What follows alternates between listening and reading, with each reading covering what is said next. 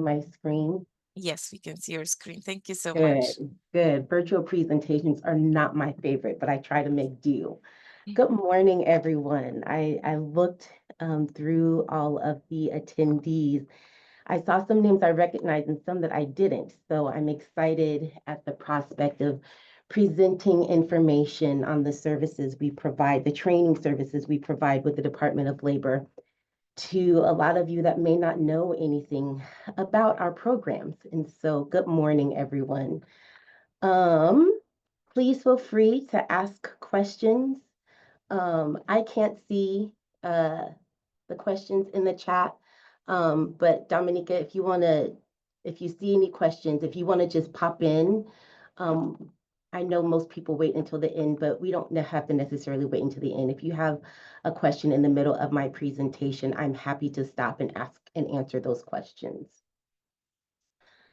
Okay, so I wanted to at least introduce all of the job centers that we have throughout the state, and the ones that are highlighted in red are the job centers where we have fully trained case managers that administer the training funds that I'm going to be talking about later in the presentation. So here in Anchorage, we have case management staff. We have case management staff in Fairbanks, Juneau, Ketchikan, Wasilla, and Kenai. We are currently in the process of training staff statewide. So in all of our smaller offices where we haven't had staff trained to administer grant funds in several years. We used to have staff trained to do them in all of our job centers, and we're trying to get back to that. And so we're currently in the process of doing that. But for now, all of our hub job centers have fully trained case management staff.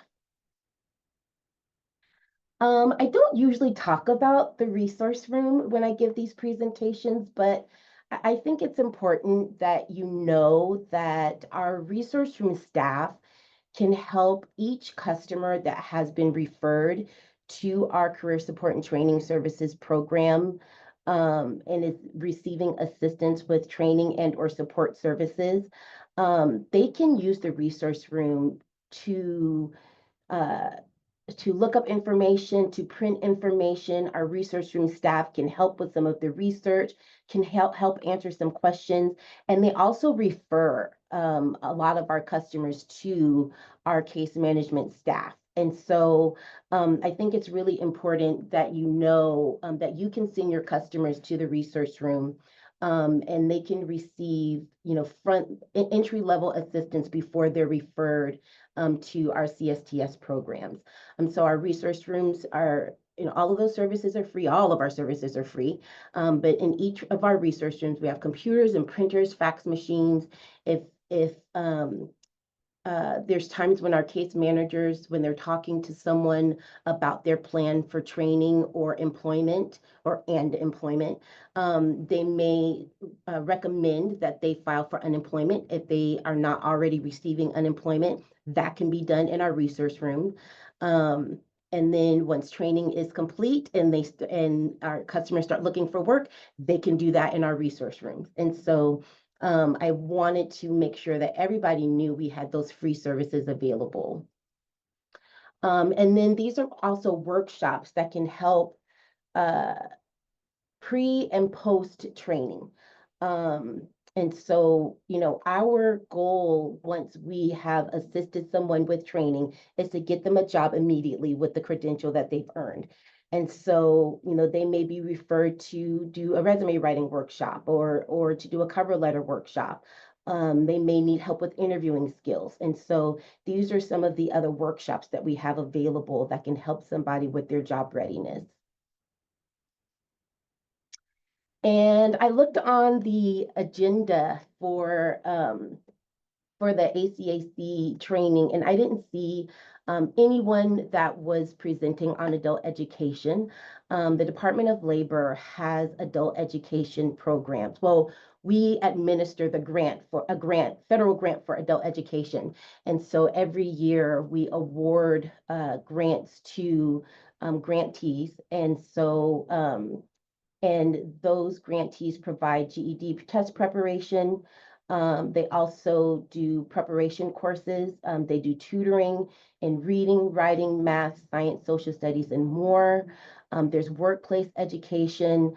There's English language classes, citizen classes, and test preparation. And then there's opportunities for distance education for all of these. And so if they're in a community where they cannot go to a brick and mortar to receive these services, then they can be provided via distance. And these are where all of our adult education grantees are located and the agencies that have the grant.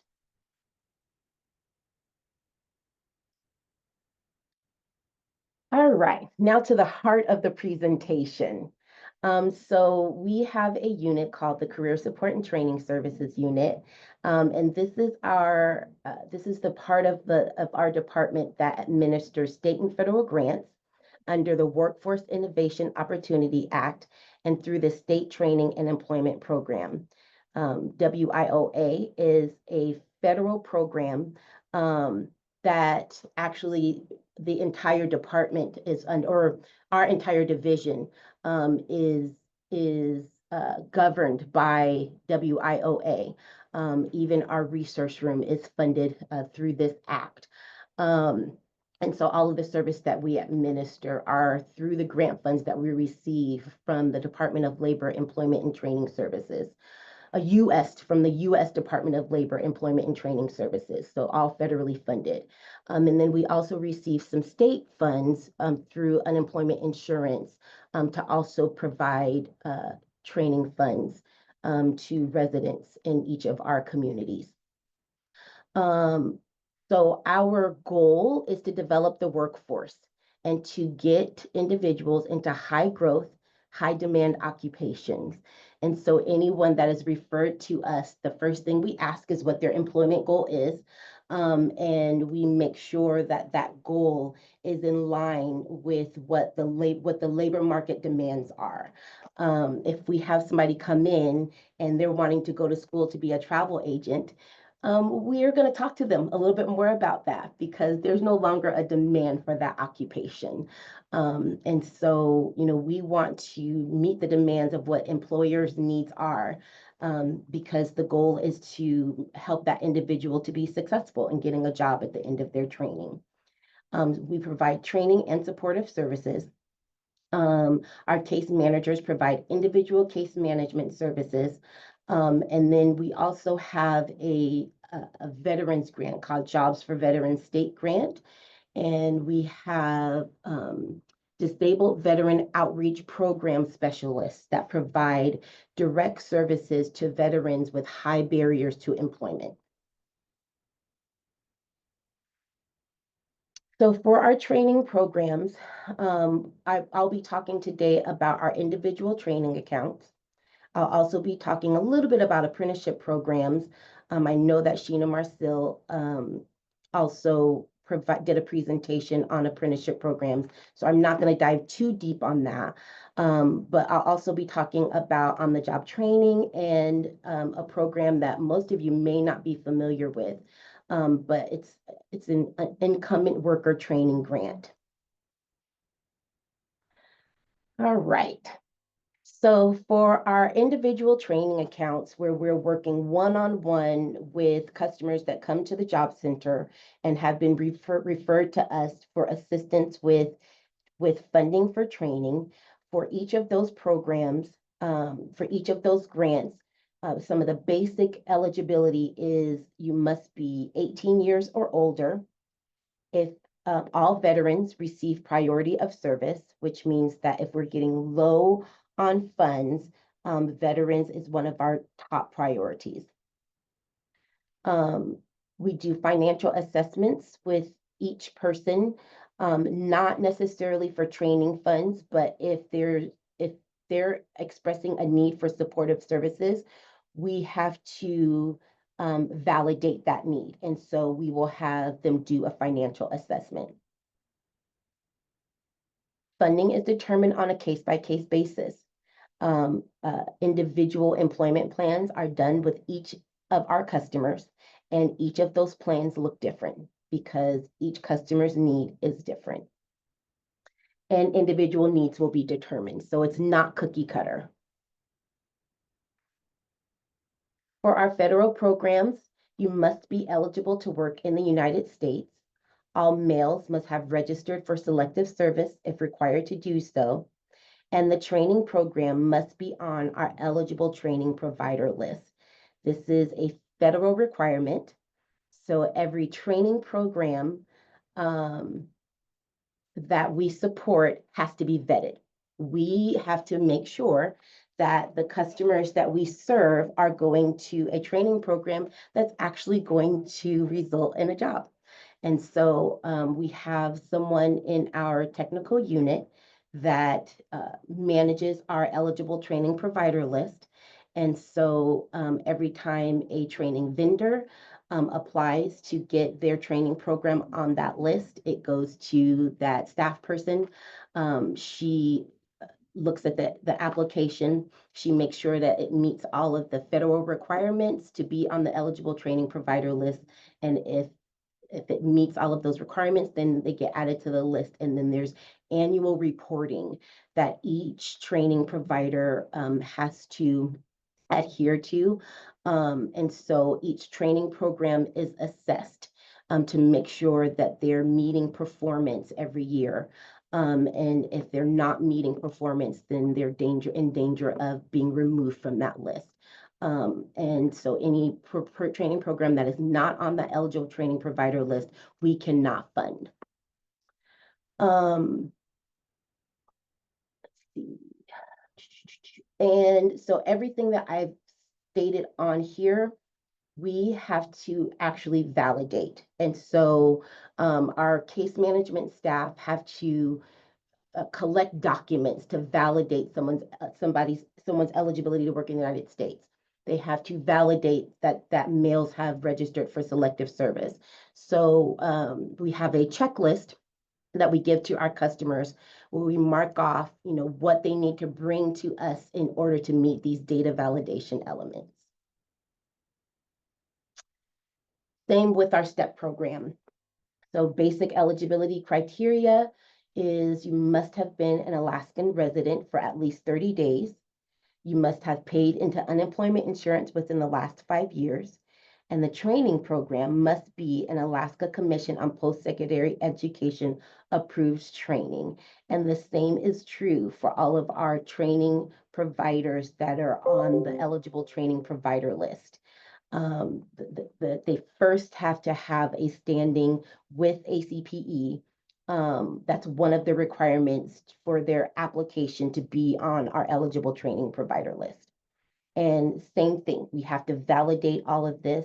And so case managers will be asking for specific documentation for data validation.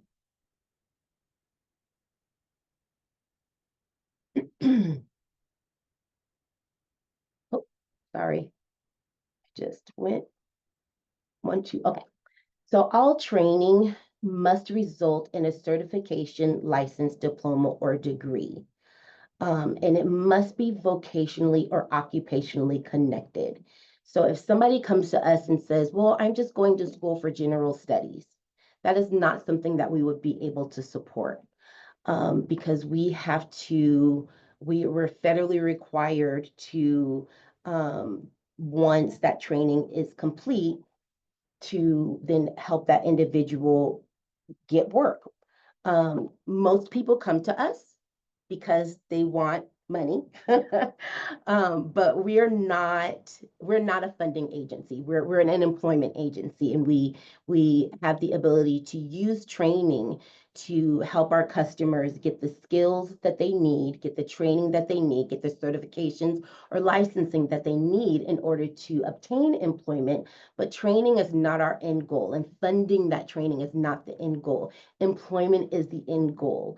And so everything that we do is to get to that end goal of obtaining and maintaining employment. For our federal programs, we can support up to 104 weeks of training, which is about 2 years. And so oftentimes we'll get someone come in that's either about to start their bachelor's degree or they're working on their bachelor's degree. And so we tell them that, and we have a lot of bachelor's degrees on our eligible training provider list, and it oftentimes throws people off. But what we do is we tell our customers that are getting a bachelor's degree, you'll have to get through your first 2 years on your own. And when you are in your junior year and you're 2 years out from completing your degree, come back and see us, and then we can support you in that last 2 years of your training. For our state programs, we can help with up to 52 weeks of training, which is a year. The funds that we have is not enough money to support an entire degree. Some of the short-term training we can pay outright, but we don't have enough funding per person to pay for an entire associate's degree or to pay for an entire bachelor's degree. So we do talk to our customers about applying for other sources of funding, like a Pell Grant, applying for scholarships, applying for unemployment insurance to help supplement income in their household. And then we also refer to our other partner agencies. I am just not doing too well with this PowerPoint today. I keep going back and forwards too soon. I apologize, you guys. And then we will also refer to other agencies in the community that also have grant funding for training so that we can potentially partner. Oh, I usually have a slide on this, but I don't. So I want to talk about that a little bit more. When our case managers do an assessment with an individual, they will ask questions that will help determine if there are other agencies that we can refer them to. For example, the Division of the Division of Vocational Rehabilitation is our sister agency. So we work very, very closely with DVR. If someone discloses to us that they have a disability, we will refer them to DVR. And then they will get assessed with DVR, and if they're eligible for DVR services, then their case manager with the Division of Employment and Training Services and their counselor at DVR will work together and do a co-plan and negotiate who's going to pay what, and have as many joint meetings as possible to serve that individual during that co-plan. We also do a lot of partnering with 9-Star, CITC, and so there's other agencies out there that provide employment and training services very similar to us. And so we're always looking to partner with those agencies if we have common customers.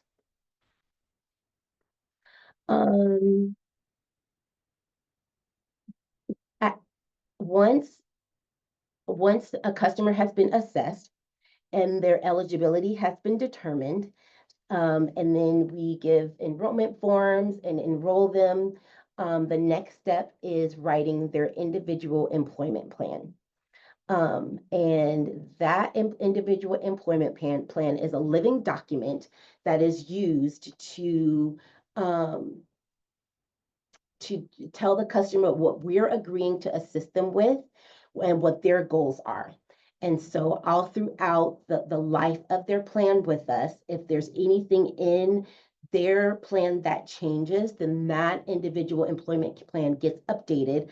That's why I say it's a living document. It gets updated, and that is what's used to make sure that those goals are being achieved all throughout their plan until employment is achieved. We do also require that our customers maintain monthly contact. That's really the only way to success is if they have regular contact with their case manager. We use a system called SARA, SARA, to help us with that.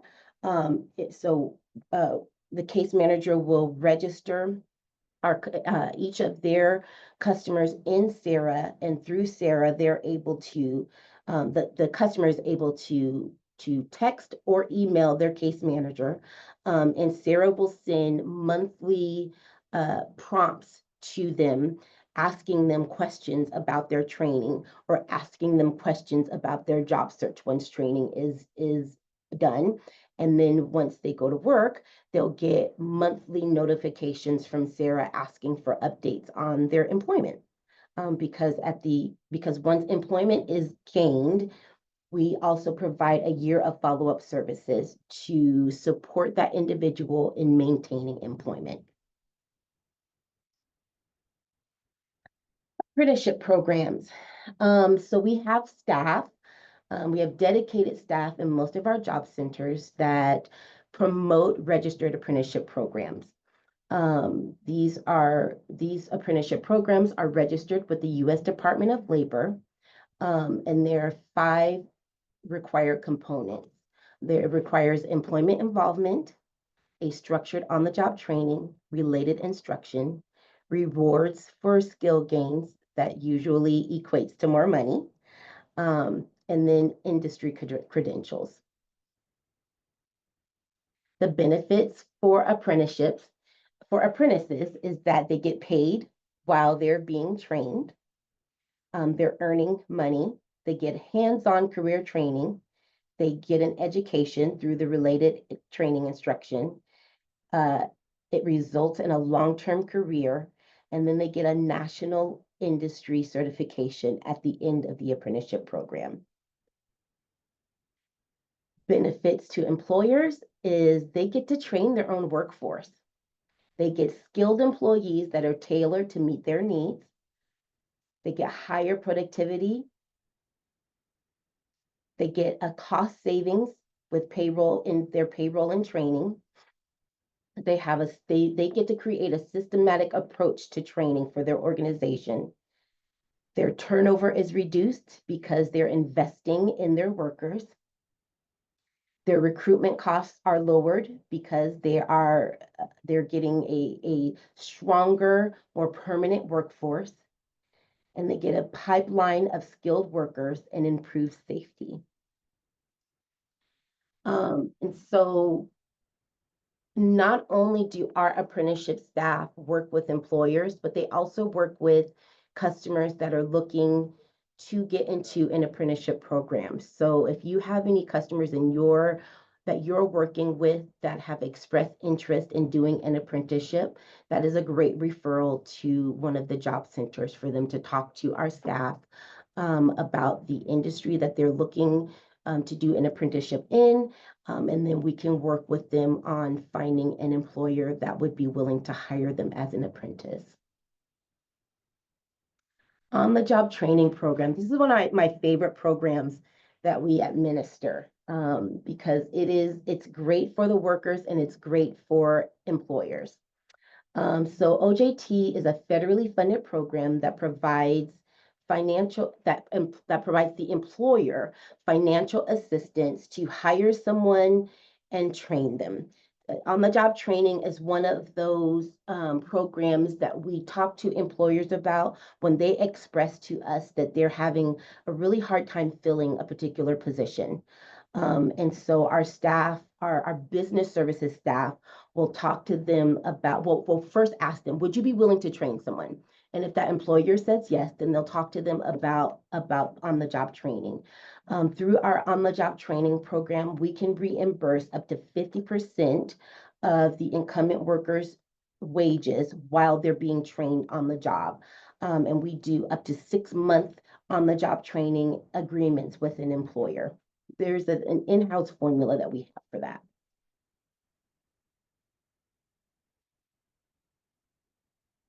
We do require, so there are some requirements to the employer. They have to create a training plan. So if they don't already have an official training plan, our staff will work with them, give them some tips, go through ONET with them and help them develop a nice, robust training plan for that individual to follow during their OJT.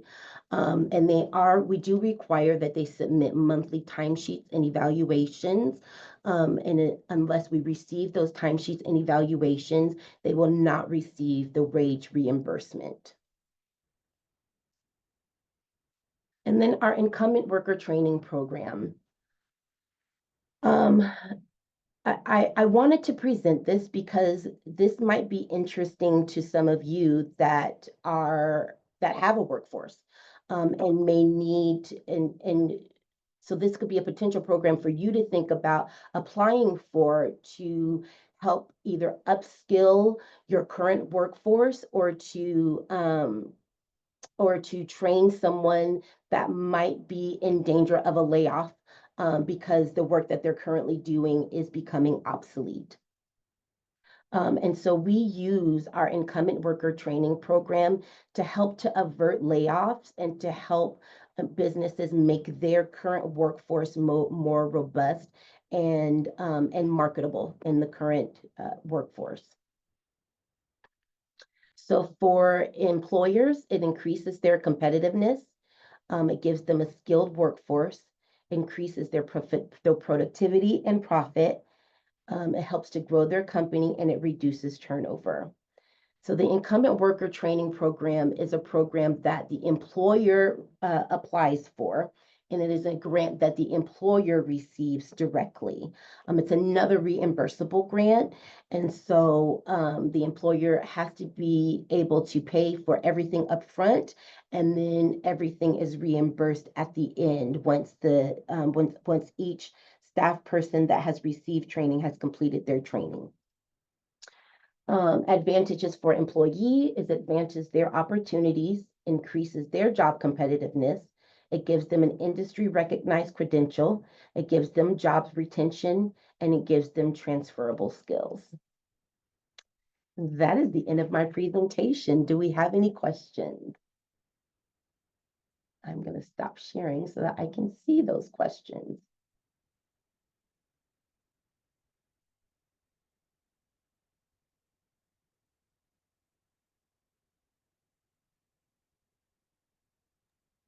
Thank you so much, Demetria.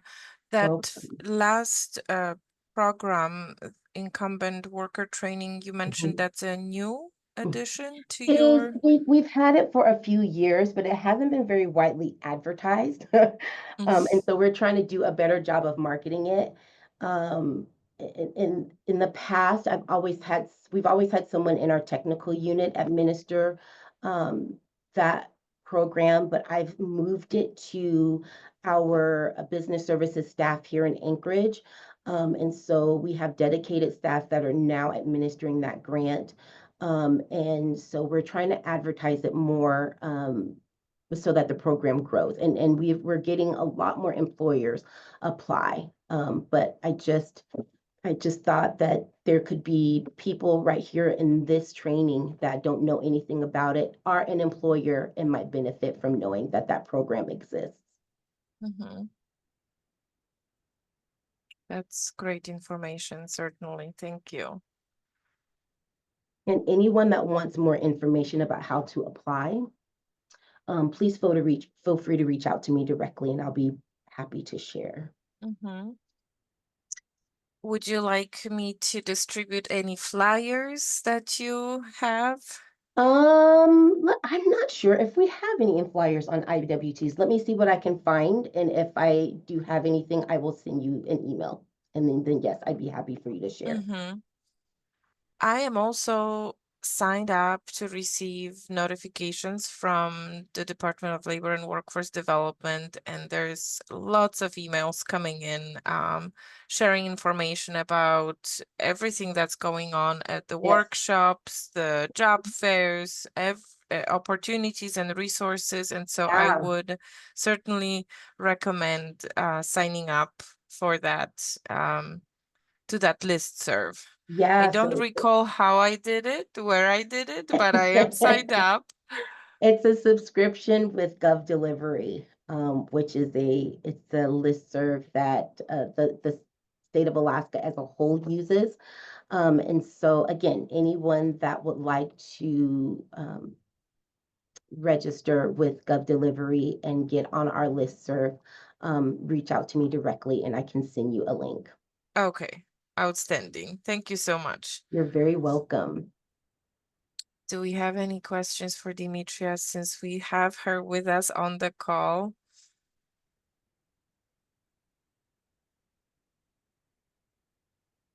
I don't see any questions in the chat box, but that doesn't mean that folks will not have questions along the way. Sometimes questions just come up to after the session. So No I will problem. let you go, Demetria. Thank you so much. You're more than welcome to stay with us, but I can imagine how busy you are. So thank you so much for joining us Thank today, for your you. time, It and was we'll be in wonderful to be. touch.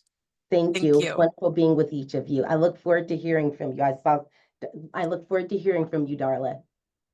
Bye, Great. everyone. Thank you so much. Bye-bye.